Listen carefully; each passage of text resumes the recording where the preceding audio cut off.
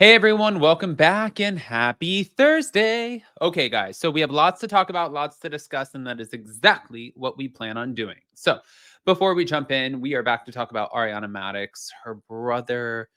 Um, this is not looking good for her brother. I understand that he posted his $80,000 bond. The guy is looking at 30 years in prison. Could it be four? Could it be one? Could it be three? Could it be none? I'm not the justice system. I don't know. What I do know though is anybody who would be sitting there having 30 years of their lives flash before them, sitting there wondering, like, oh shit, is this what this is? Would be terrified. And I'm sure he absolutely is. Guys, pop off in the comment section. If you're not subscribed, get subscribed. Don't forget to hit that notification bell and let's jump right in.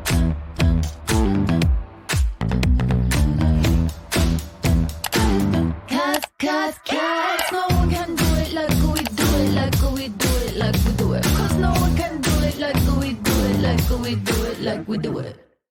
All right, guys. So we're going to start with, before we get into the Ariana's brother of it all, because that's just jumping right into it.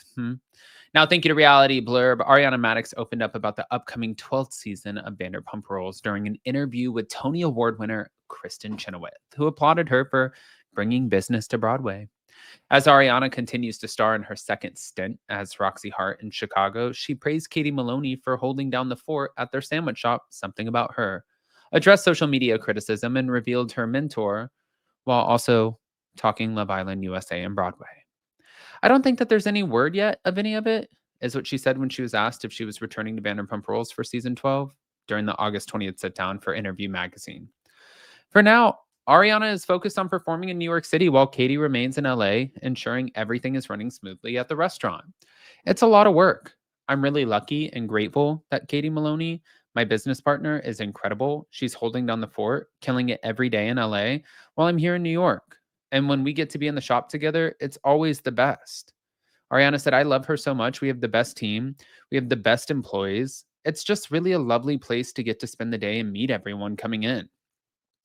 Now, when Kristen wanted to know what sandwich she'd recommend, Aria said, I love the Cameron, which is sort of our version of an Italian. It's delicious, but lately I've been in a Kate mood, which is our version of a Caprese. Although Ariana has dealt with her fair share of social media criticism over the years, she said she doesn't check it as much as she used to. When there's maybe one negative comment that someone or somehow outweighs the rest, I saw something recently on TikTok where someone said, what's more important, more positive thinking or less negative thinking? And the answer is less negative thinking, because you could have more positive thinking all the live long day, but if you still have a little bit of negative thinking, it takes over everything else. And it's never anything new or unique or true. It's always something that really just reflects how that person is feeling about themselves. But following her hosting debut on Love Island USA season 6, Ariana said that she'd been a longtime fan of the series. I watched the other hosts get to do these beautiful slow-mo entrances into the villa before they tell people that they're going home. In my head, I was like, wow, that would be so cool. So you have your little fantasies, and then it was something that I actually got to do. So it was really, really fun, like playing dress up. And as she continues to thrive post Scandal, Ariana said that she's following in the lead of her mother, who's her mentor. Ariana described her as a fiercely independent woman. She texts me every day that there's a show and she'll send me a red, rose emoji just to let me know she's thinking of me. She's the person who was front row center at every one of my school plays and has come to see me in Chicago. She's someone that I've always looked up to because she's always been so fiercely independent. But looking back at her childhood, Ariana said that she always wanted to do theater. I did theater as a kid in junior high, elementary school, high school. I was a theater major in college, and I moved to New York to try to do theater. But I didn't know anybody. I had no representation, and I'm also short. So as she attempted to survive in the city, Ariana learned how to bartend, moved to Los Angeles in hopes of scoring some TV credits and eventually returning to the Big Apple. So when she got the call to appear in Chicago last year, she cried and freaked out. I just thought, I have to give this my all because this is the moment where I can show them that I can do this. And while Ariana was coming in as a reality star, she confirmed the cast was welcoming. I was really scared too because I didn't know what they were thinking of me. Coming into a long running show, I also know that in Chicago, a lot of people have come in, celebrities have come on. And I wasn't sure if they were excited about that or if they were hesitant, but they were so welcoming and we just have the best time backstage. It's just so fun. So I love live theater. It's just the best. And I would love to just play more in that space. And hopefully the universe will allow me to. I gotta say this, like Kristen Chenoweth said, the woman is bringing business to Broadway. I don't see a world where they're not going to continue to give her more opportunities. Just even with the sales and the fact that she killed it. So her performance, 100%, that's the most important thing. But the sales, it's a business. So once her stint on Chicago is over, you don't know, all of a sudden somebody could be knocking on her door and be like, "Hey, you want to play in Rotten Tomatoes or whatever it's called, or you want to play in The Lion King, or you want to." I don't go to Broadway, but I'm supporting it. I'm damn sure supporting it, and that's where I stand. Now, moving on, Ariana Madix's brother. Oif. Talk about getting yourself in a shitstorm of trouble. Like, legitimately, a shitstorm of trouble. Here we go. God, Jeremy Maddox. Now, thank you to realityt.com. Ariana Madix played a woman behind bars in Broadway, Chicago, but her little brother, Jeremy Maddox, was doing the real thing when he found himself stuck in a real jail facing serious accusations of drug trafficking. Jeremy got busted in Orlando, Florida, along with his buddy Jonah for allegedly trying to take 76 pounds of weed into a flight to Germany.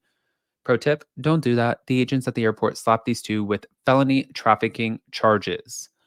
Unfortunately for Jeremy, there's no such thing in real life as a get out of jail free card, so he had to drop some major dough to get that cell door unlocked.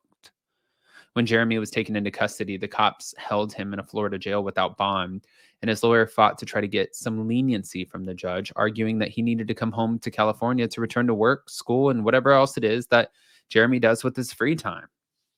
We know that his mom wrote a letter pleading with the judge to let Jeremy out of jail, and she tried to convince the judge that her son was an upstanding citizen and not some drug smuggling threat to society.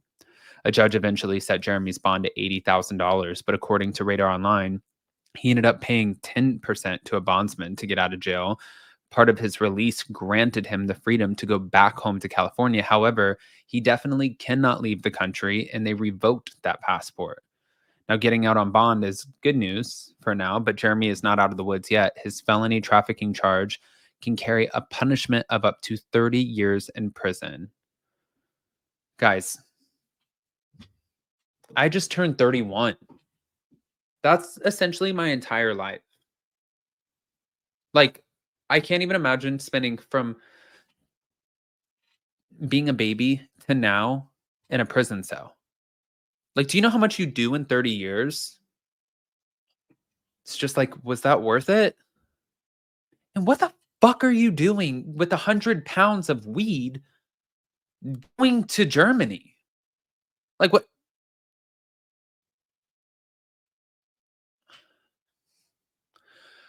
Pop off in the comment section. If you guys are not subscribed, get subscribed.